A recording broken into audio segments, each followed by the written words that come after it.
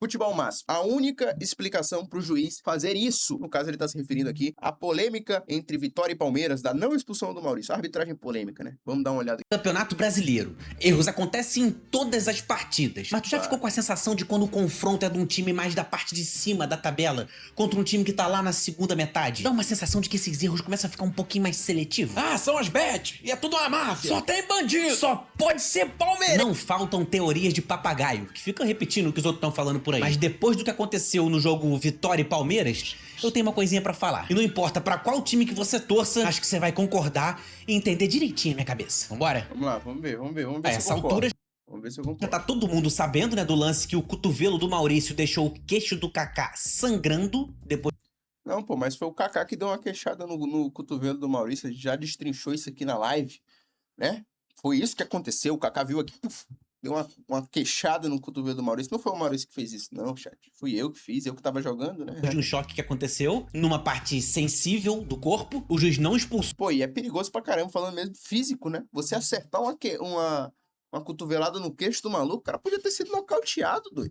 e minutos depois o juiz expulsa os dois zagueiros Aí tá do certo as Vitória expulsões, no tá? mesmo lance. E de uma hora pra outra, do nada, o Vitória As tem dois a duas menos. Os vitórias dois estão zagueiros ainda. certas. Essa questão específica dá pra matar se a gente parar pra pensar em como os árbitros são instruídos a ler esse tipo de lance. A instrução é a seguinte: o cara fez a falta com qual parte do corpo, ele atingiu qual parte do corpo do adversário e com qual intensidade. Respondendo essas três perguntas, ele chega à conclusão se é pro cartão amarelo ou pro cartão vermelho. No lance do Maurício, o cotovelo é a resposta da primeira pergunta. Cara, é muito evidente que ele faz isso, pô, não tem discussão. Eu fiquei várias vezes esse lance eu vi, pô, e várias pessoas querendo pintar que tem discussão, que é 50-50, que é um lance discutível. Cara, esse movimento aqui, ele pode ser natural, mas ele atinge, pô, em cheio. O movimento do Kaká também é natural, pô. É um movimento de tirar a bola, acaba deixando o pé. É um movimento natural, não é um movimento forçado. E acerta, pô, e é vermelho. Porra. Atingiu o queixo do adversário, que é uma área sensível, o rosto, a gente trata o rosto como uma área muito sensível, é muito protegida, qualquer coisinha é cartão amarelo ou então vermelho. verdade. E com qual intensidade? Com intensidade o suficiente pra Às deixar vezes não precisa nem pegar pro cara tomar um vermelho, tá ligado? Só o pé alto ali, muito encostado, já é suficiente pra você tomar um vermelho. Imagina você atingir em cheio, cara. Por que isso não foi expulsão? Que doideira, bicho. o jogador com o queixo sangrando, precisando de um curativo dar uma estancada ali no sangue. Respondendo essas três perguntinhas que os árbitros são orientados a se fazer num lance desse: cotovelo, queixo, área sensível com intensidade pra sangrar. Temerário, cartão vermelho, beleza. Pô, E essa exatamente. mesma abordagem no lance do Kaká, dessa vez com um curativo no Qual queixo, o nome a do só rapaz aqui? Porque eu tô sendo cuzão, né? Eu gosto de falar o nome das pessoas pra saber. O nome dele é o... Não vai ter aqui na descrição do vídeo, não? Vira auxiliar da seleção. O maluco é muito bom em visão de jogo. Papo reto. Mas beleza, não tem aqui, né? sola do pé dele pega acima mano, bota o da seu nome canela, bem acima do tornozelo do Arias, com intensidade o suficiente pra fazer vermelho, esse machucadinho ali, olha. Trava de chuteira machuca mesmo. Aquele outro ralado no joelho ali é um Dói, ralado hein? normal, acontece. O cara cai de joelho no chão e dá um raladinho. Um raladinho na parte de dentro da canela já é bem mais difícil. Muito provavelmente foi essa trava de chuteira aqui pegando que fez aquele machucadinho Não, pô, tem muito, que é muito vermelho. ele sim. E aí, o que Quem será que discutiu passa isso na aqui cabeça do é juiz porque e do tava árbitro puto de com o lance vídeo de anterior. não expulsar o Maurício naquele lance, expulsar o Kaká nesse lance, e antes da bola voltar a rolar depois dessa falta, ele ainda expulsa o Luan Cândido, que fez aquele Que tá certo também, Luan Cândido, como eu disse. Eu faria a mesma coisa que ele, tá? Tô vendo meu time ser, entre aspas, roubado em campo. Eu ficaria assim, quer saber, ó? Vaza. Ó, ninguém volta, hein? Não quero mais voltar a jogar futebol aqui. Não quero dar WO pros caras mesmo e foda. Ia tá do mesmo jeito do Luan Cândido. Então, eu dou até moral pro Luan Cândido, porque tem que ter mais pica que isso aqui do que aguentar calado. gesto lá de roubadeira, porque tava indignado justamente com essa situação. Aí é aí Exato. que entra a minha questão, mano. Tipo assim, pensa num árbitro de futebol, pensa no juiz numa profissão como outra qualquer. Vendedor, trabalha em loja, em lanchonete, garçom. Fisioterapeuta é um bom exemplo pro que eu quero explicar aqui. Imagina um fisioterapeuta que ele vai tratar da panturrilha de uma pessoa que tá com uma lesão na panturrilha, e aí ele sabe que se ele fizer um bom trabalho trabalho, dá uma forçadinha, dá uma acelerada, ele consegue a recuperação da panturrilha em tempo recorde. E isso é Verdade. bom pro nome dele, isso é bom pra como é que é o nome daquele negócio? Reputação dele. Só que ao mesmo tempo ele também tem que tomar um cuidado. Se ele forçar demais, ele estoura, o cara fica pior do que estava quando chegou na mão dele e a recuperação dele demora ainda muito mais. Então ele tem que chegar no nível perfeito ali de forçar até aqui pra recuperar em tempo recorde. Isso mostra a competência dele, mas ele não pode estourar o cara. Quem que tu acha que esse maluco ia ficar mais tranquilo ou com mais medo de errar? Se ele trata a panturrilha de um cara da cidade dele, comum, que trabalha sentado no computador de home office em casa, e que ele, apesar de ter a panturrilha ruim, ele vai conseguir seguir trabalhando, ou ele vai tratar da panturrilha do Neymar? Qual dos dois tu acha que o fisioterapeuta vai ficar? Ai, meu Deus do céu, eu tenho que recuperar esse cara rápido, mas ao mesmo tempo eu não posso estourar. Qual dos dois tu acha que ele vai ficar mais nervoso e com mais medo de errar e medo de fazer uma besteira? É óbvio que é o Neymar. Por uma razão simples, a consequência se por acaso ele estourar um e se estourar outro. Se ele estourar o cara que trabalha em casa, ou demorar demais pra fazer a recuperação dele, pô, o cara vai chegar, vai com feedback, vai reclamar, vai renovar o tratamento dele ali, vai falar, pô, qual é, cara? Se ele atrasar demais ou estourar o Neymar, meu irmão, é um staff inteiro, é gente pra cacete que tá... Essa visão que ele tá trazendo aqui é muito foda mesmo, mano. São completamente diferentes as percepções de acordo com a profissão e com a pessoa, velho. E isso é um peso também até pra avaliação do árbitro. em volta do cara que tá pressionando ele e falar, qual é, meu irmão, tu estourou o cara, mano. O cara vai tremer muito mais na hora de tratar, na hora de arriscar uma parada contra o Neymar. E por que eu tô falando isso? No futebol brasileiro é comum, existe o lado ali fora do campo, que existe a força política que os times têm, atuando lá no STJD, pressionando a Blá, blá, blá, blá, CBF, blá. soltando nota, reclamando de arbitragem, falando isso, aquilo, outro, Sim. pedindo suspensão de tal árbitro, falando pra nunca mais apitar um É jogo verdade. do meu time. Essa atuação ali fora de campo, ela também existe e também os times atuam com peso diferente. A quantidade de profissionais, o tamanho das costas dos profissionais, o poder Tanto de advogado que tem esses clubes que são maior, pô. Que pressiona, que vai na regra, que vai nisso, que vai naquilo. E a CBF, como é uma cabaça do cacete, aceita tudo, pô. Então, assim, a força que essas equipes têm, eu falo até do meu, Flamengo, Corinthians ou Palmeiras. Pô, o que esses caras conseguem nos bastidores por serem o que são, mano, deixa o futebol muito mais sujo do que um erro de arbitragem, rapaziada. e influência que os profissionais de times diferentes têm nos bastidores e politicamente com a CBF e o resto todo, de forma indireta vai pra dentro de campo. Aí, na minha cabeça, o que eu penso é que o juiz, em várias situações, ele fica na mesma situação do fisioterapeuta que a gente tava falando. Dependendo do time que o juiz erra contra, a chance dele tomar punição e ficar mais tempo sem apitar jogo, ou passar por alguma situação que a reputação dele vai lá embaixo e suja a imagem e a carreira dele, é muito maior caso ele erre contra times que têm uma influência política nos bastidores do futebol mais pesada do que outros. Então, Exatamente. Perfeito.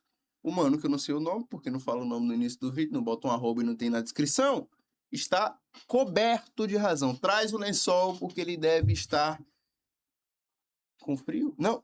Enfim, deixa o lençol com ele, porque ele está coberto de razão.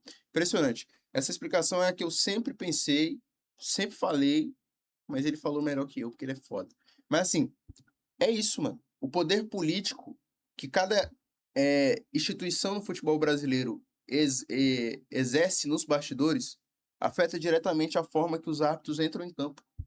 Eles entram condicionados, então sim, existe Varmeiras, existe Varmengo, existe Varíntias, existe todos esses VARs, porque as equipes brasileiras, os políticos que estão por trás do futebol brasileiro, que estão ali, os dirigentes, tudo isso faz com que essas equipes grandes se sobressaiam na hora do árbitro decidir o que ele vai dar em campo contra as equipes pequenas. Isso acontece, gente, é uma realidade. Então, é como eu disse ontem, se aquela cotovelada fosse de um jogador do Vitória em cima do jogador do Palmeiras, não resta dúvidas que ele seria expulso. Porque o árbitro já entra condicionado que, tipo assim, se eu errar, eu vou ficar na geladeira, irmão. E eu não posso deixar de trabalhar, porque isso aqui é meu sustento. Isso aqui é dinheiro pra mim, isso aqui é minha vida também. Então eu não vou errar. Não vou. Independente. Eu prefiro que a torcida do Vitória e os políticos do Vitória fiquem putos comigo do que o resto fique. É isso, cara. Tá ligado? Então, é a explicação mais certeira. Por que os árbitros são tão ruins? Por que os árbitros são tão ruins? Porque eles são condicionados a serem ruins também, pô. Não é só a qualidade deles, não, gente. Não é só porque eles são péssimos, horríveis, não. Então, sim, existe Varmeiras, existe Varíntias, existe Varmento, existe. Isso é uma realidade do futebol brasileiro.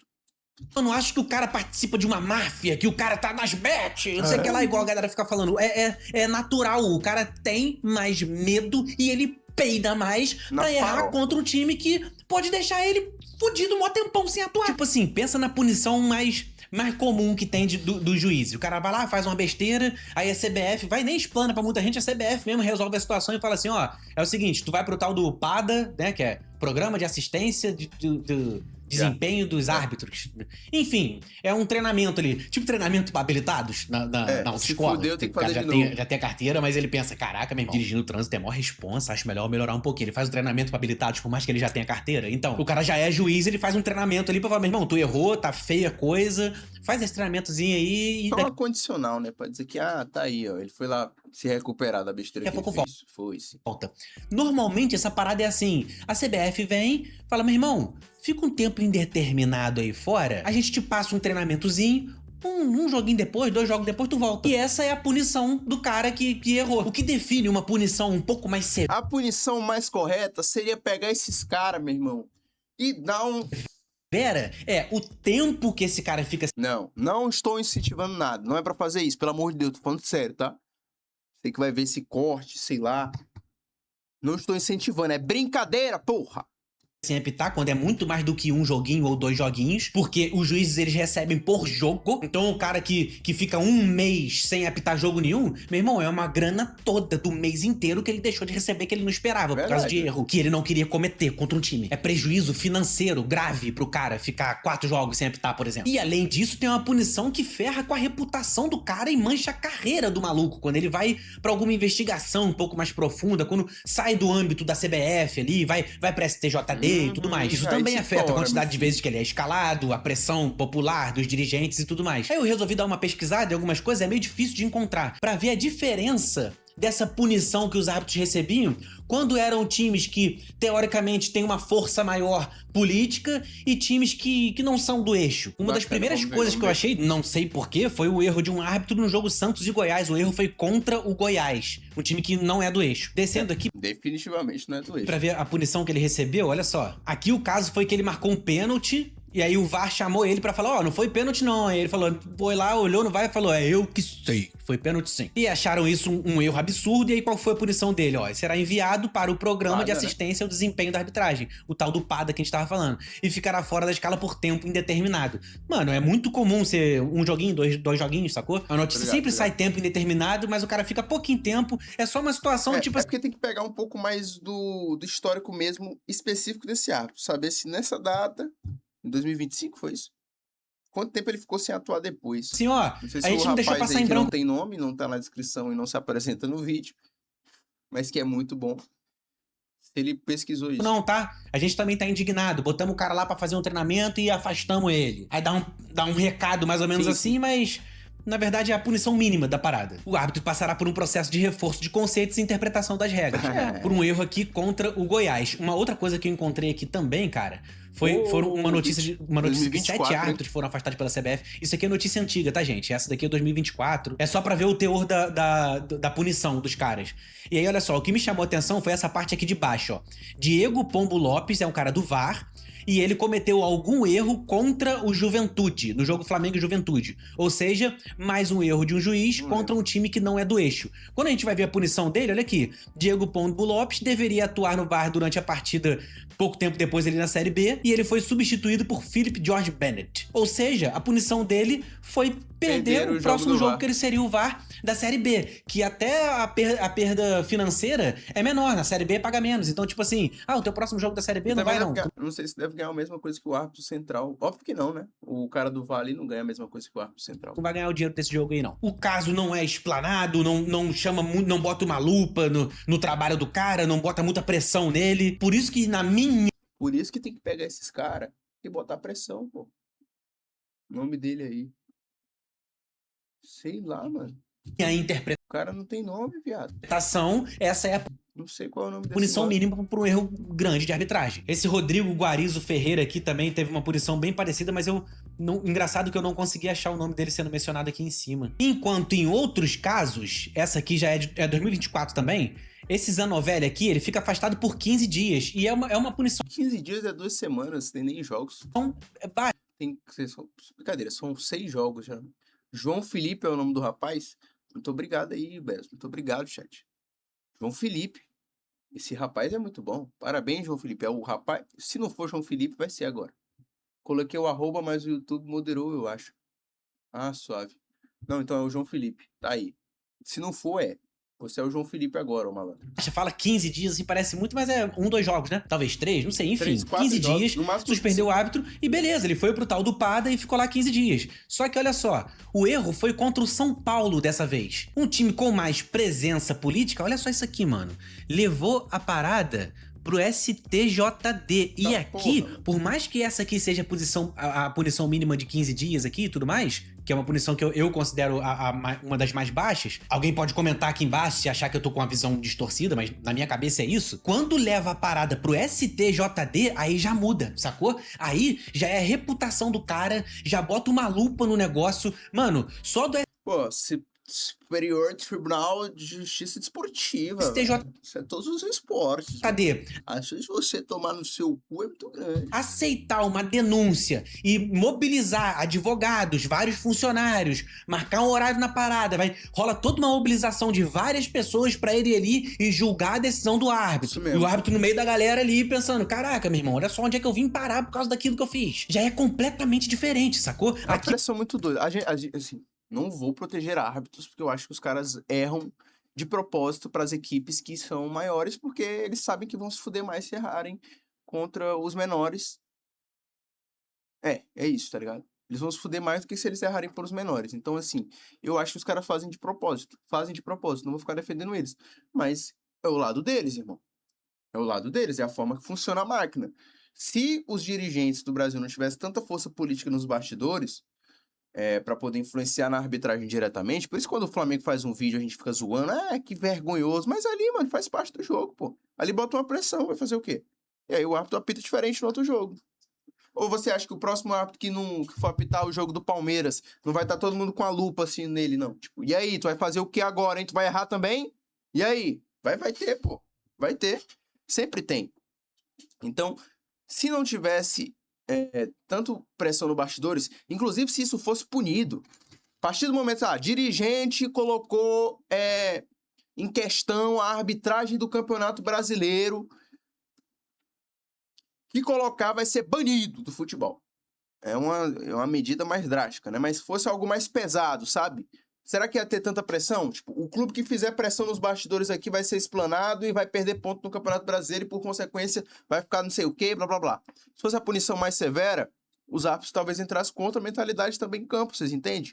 Nesse meu ponto de vista. Tipo assim, mano, a gente pode apitar do jeito que a gente realmente acha que vai ser, tranquilo, porque a gente não vai se fuder, e quem vai se fuder é quem apontar dizendo que nós está fazendo má fé. É perigoso porque você pode dar um poder na mão do árbitro e ele fazer merda de propósito.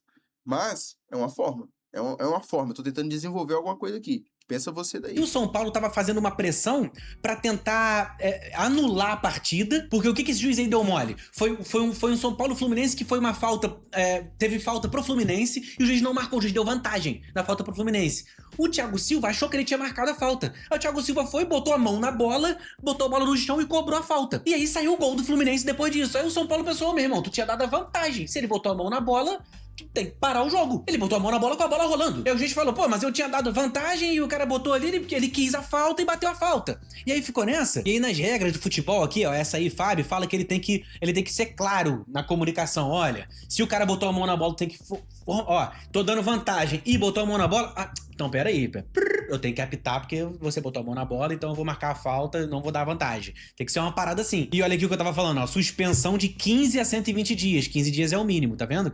E aí os advogados do São Paulo estavam querendo punir esse juiz, por quê? Porque se punir esse juiz, por mais que fosse a punição mínima, já abre uma brecha pra tentar anulação do jogo, alguma parada pra botar alguma pressão grande. E o que deixou o São Paulo também nervoso nisso foi o juiz falando, não houve falha, mas acho que poderia melhorar a minha comunicação. Tipo, era exatamente o que eu e Fábio tava falando ali e tudo mais. Só que o meu ponto é, imagina a cabeça desse cara no meio desse tribunal, vendo um monte de gente que se mobilizou pra que aquilo acontecesse, a força política que o São Paulo teve pra fazer aquele evento acontecer, e ele pensando assim, caralho, meu irmão, na próxima vez que eu errar pro São Paulo, vai estar todo mundo com esse dia aqui na cabeça.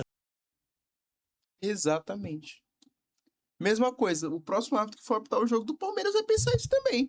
Pô, se eu errar se eu errar a favor do Palmeiras aqui, meu amigo, os caras vão saber até meu nome. Geralmente a gente nem sabe o nome desses filhos de uma égua, né? Mas aí quando erra, quem é? Ontem eu falei o nome do Stefano aqui, né? Nem sabia que era o Alex Stefano. Aí ontem eu falei, aqui, esse é o Alex, tá vendo? Véi, que doideira. Profissão ingrata também, né? Se acerta, ninguém fala. Isso o cara carrega com ele, não tem jeito, mano. O cara carrega com É ele. o E um time ônus. que não é do eixo, que participa poucas vezes da Série A, que de vez em quando dá as caras na Série A, mas a maior parte do tempo fica na Série B. É muito mais comum que esse time não tenha a quantidade de advogado e o cara com o tamanho das costas desse tamanho assim, pra chegar, falar pro STJD e realmente mobilizar uma galera pra fazer um julgamento do erro de arbitragem. Olha só, um erro aqui contra o Grêmio dessa vez. E, cara, olha só. Os caras ganham por partida. Pra mim, isso já é errado. Os caras ganham por partida. Os caras ganham por partida da Série A um valor de 7.600 se eles forem quadro FIFA.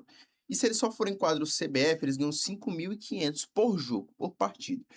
Se esse cara faz 4 partidas no mês, ele tá tirando ali 20 mil reais, tá ligado? 20 mil reais. Eles ganham um salário fixo mensal que chega até 30 mil reais para a elite, um novo modelo de profissionalização da CBF.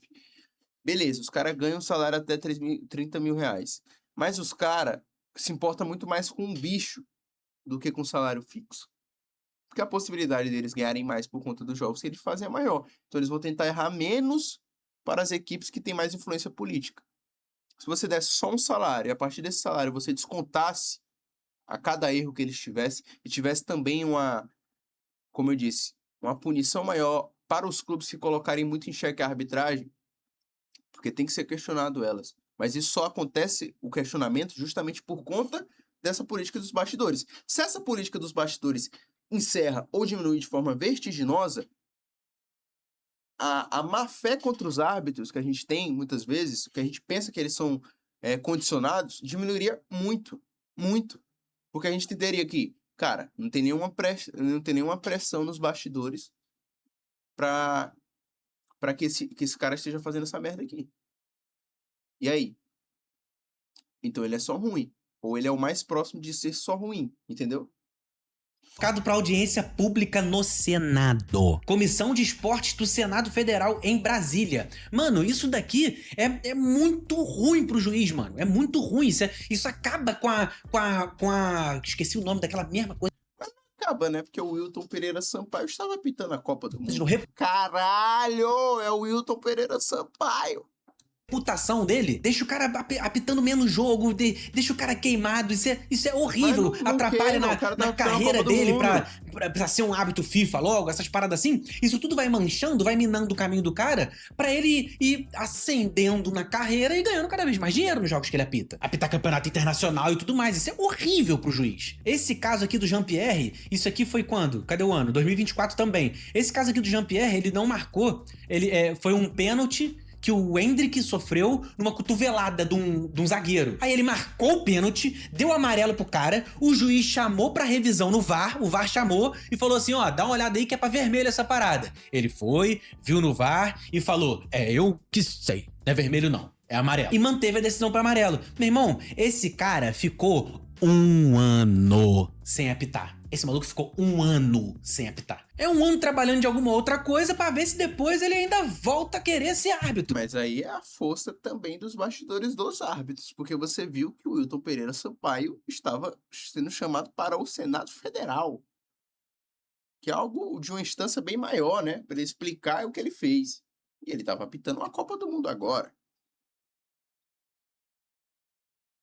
Então, assim, também tem os bastidores dos próprios árbitros. Se Jean-Pierre de Lima não tinha os contatos certos. Tipo, é bizarro, 1 ano, mano. Mais pra baixo aqui na reportagem fala que o cara lá que manda lá na comissão lá de arbitragem e tudo mais, o Seneme, ele fala que quando o Seneme ligou pra ele pra informar que ele tomou essa suspensão, o dirigente se sentiu desrespeitado. Tipo assim, fala, ué, vai me suspender? Aí a discussão ficou acalorada, o cara foi, ficou bolado e falou, então já é. Então enquanto eu estiver aqui, tu não vai mais apitar, não.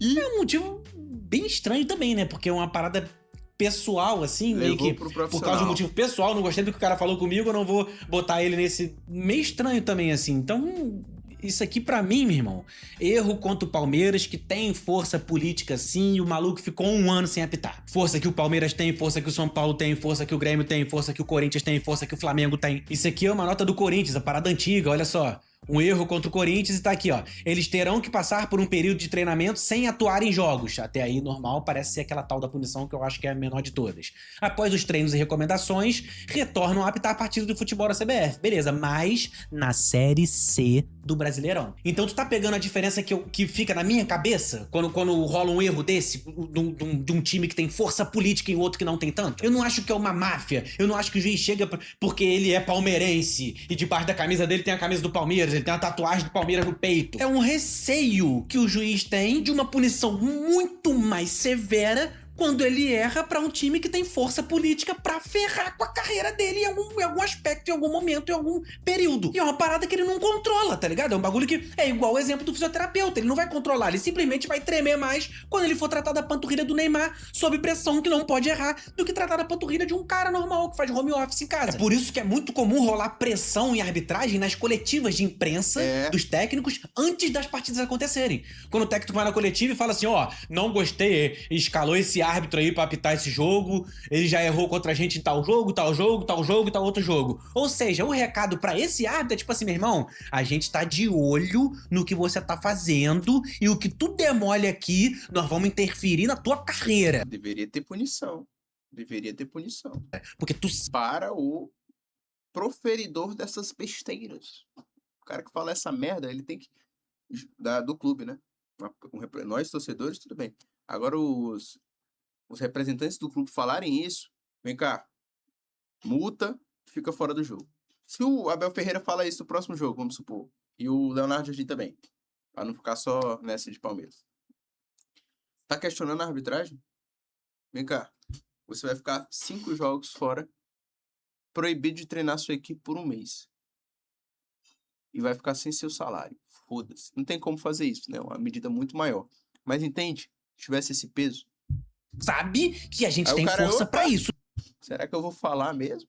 Nos bastidores. O recado é esse. A gente tá assistindo lá, tá achando que o técnico de um time tá provocando o técnico do outro time e que os torcedores estão se inflamando. Meu irmão, o cara tá botando uma bad danada na cabeça do juiz. É tipo assim, eu sei que tu vai errar, mas se errar contra mim, o bagulho vai ficar doido. Se tu vê os técnicos que costumam mandar esse papo na coletiva, é tudo técnico de time que tem algum protagonismo na política lá por trás, na CBF, no STJD. Nunca é um time que de vez em quando dá as caras na Série A e vem um técnico, não era pra ser esse cara aí apitando, não. Tu não vai ver isso, tá ligado? Tu vai ver só isso em jogo grande, de time que tá nas cabeças, que tem força política, falando antes da hora de arbitragem. Aí tu vai olhar e tu vai pensar, é disso aí que o João tava falando então. E aí, dessa vez, tu entende um pouquinho melhor a minha cabeça, né? Parar de me chamar de maluco, não vai não. Valeu, João Felipe, é nóis, mano. Você é pica de cachorro, velho. Que vídeo bom do caralho, mano. O cara trouxe tudo que eu pensava. Mas ele falou de uma forma mais carioca, né? Ele falou mais assim, no bagulho. Deixa seu like, se inscreva no canal do Futebol Máximo. É nóis, tamo junto.